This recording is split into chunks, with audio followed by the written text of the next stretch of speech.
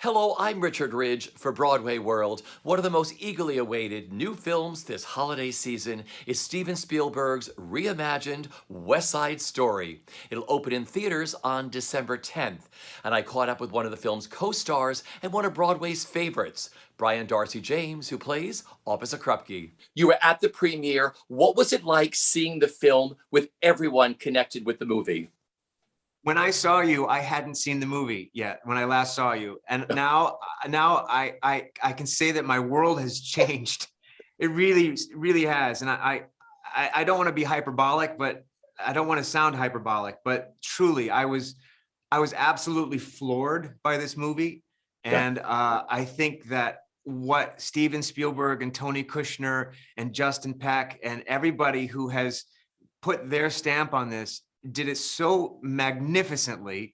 I feel like I'm a kid in the candy store to be anywhere near it. It's an extraordinary film. Okay, you are so wonderful as Officer Krupke. What kind of conversations did you have with Stephen and Tony Kushner about how your Officer Krupke was going to be?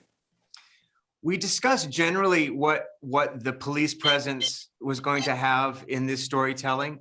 I think that is inherent with Tony's script, and just in terms, and also the original, just this kind of authoritative presence represented by the police. So that is kind of an inherent thing across the board. But specifically for Krupke, Stephen and I had a very interesting conversation out of the gate where he had a great vision for him, which I loved, in that he felt that Krupke was a guy that would probably be more happy in the back room filing papers rather than being out on the razor's edge, kind of breaking up fights between gangs. And the one thing that he said to me that really just kind of made me appreciate Steven Spielberg even more than I thought I could is one of the first things he said about Krupke is that he said, I think that Krupke is duodenally challenged, meaning that he definitely suffers from some kind of peptic challenges, some ulcers. So that became kind of a cornerstone for me to run with that and just be perpetually uncomfortable with all the things that I had to do to kind of keep these guys, these hooligans, in line. What makes him such a wonderful director? Because you've worked with some of the finest directors on film and on stage, of course. I mean, what was it like just working with him? Once you get over the initial shock of being, standing, and talking to him and realizing that you're in the relationship of director and actor, he makes that go away very quickly because he's such a human being and he's such a humble guy. And you get the sense immediately that he is there to do a good job. He wants to do a good job.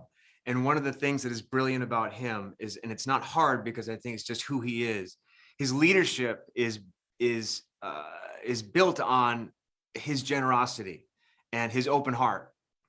And it's not to say that he doesn't have a very clear-eyed way of getting things done, but you never feel like that your participation or your contribution isn't 110% appreciated and expected. So that kind of communal mindset that he imbues on everybody instantly, just by virtue of his personality and his warmth, I think is one of the many things that makes him great. And I'm so grateful that I got to experience that firsthand. I've had a relationship with him as an actor in shows that he's produced, in movies that he's produced, in television shows that he's produced. But this is the first kind of chance to kind of be in the lab, as it were, and making something together, which was it was a thrill. What was that first day on the set like for you? It's like, here we go, Brian. You're now on Steven Spielberg's West Side Story set. What do you remember about day one? Well, I'll tell you very specifically what it was like, because this is, again, this goes to his way of working. My first shot was in the precinct that leads into the number Officer Krupke.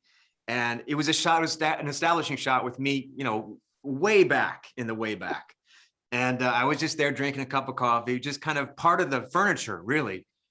And after we shot that scene, he stopped and he said, ladies and gentlemen, Brian Darcy James is in the movie, and everyone clapped. And it was such a great, incredible experience to know, obviously, that he's kind of saying, come on in, you're here. And of course, he did that for any other actor that was there that day who was starting to work on that film. And so that just, again, goes to his sense of community and the ability to kind of get everyone on the same page. So that's the memory I have of my first shot. Okay, and just saying Tony Kushner's words, I mean, what an incredible screenplay. Every character is so beautifully fleshed out. Yeah, it's really impossible to overstate the beauty of Tony's contribution to the theater and to literature, really.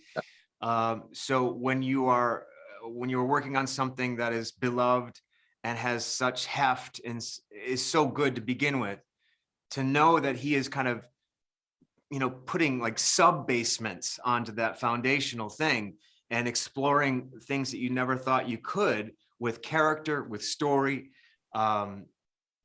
just the opening shot of kind of like establishing where we are in Lincoln Center being the reason why this urban renewal is happening, and the destruction of all these neighborhoods and these buildings where people live, in the effort to create space and to create business and to create this urban sprawl that was taking place in the 50s.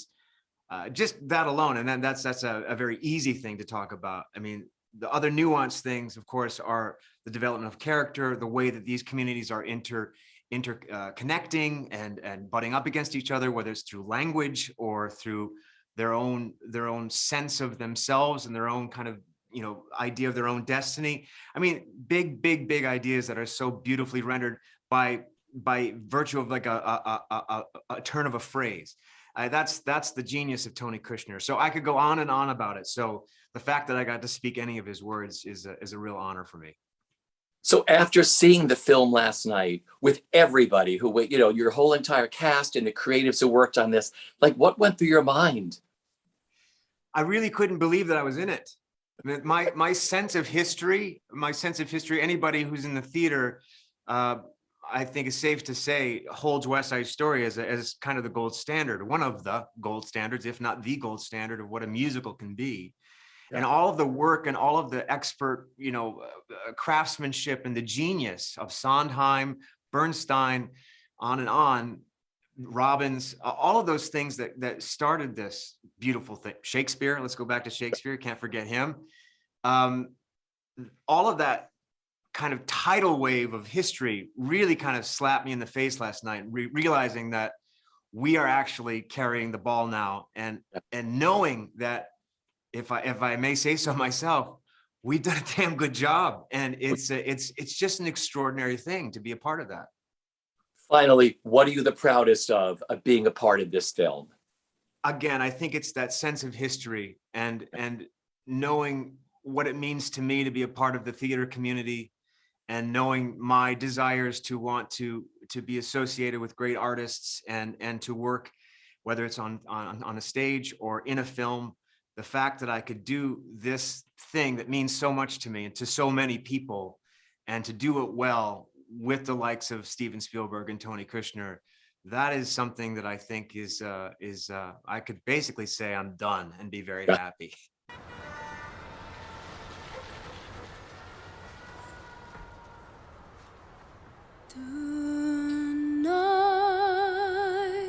Tonight,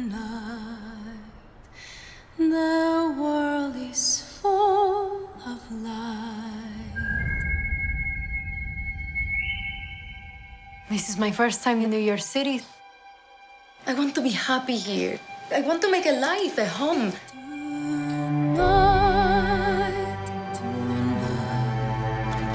Are you ready? Tonight is about family. The first gringo boy who smiles at you. I never seen you before. You're not Puerto Rican. Is that okay? Do you want to start World War III? You know, I wake up to everything I know either getting sold or wrecked or being taken over by people that I don't like. You keep away from him as long as you're in my house. I'm a grown-up now, Bernardo. I'm gonna think for myself. Tony, we need you if we're going to war.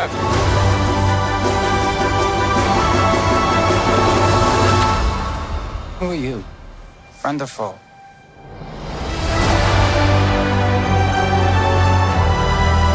If you go with him, no one will ever forgive you.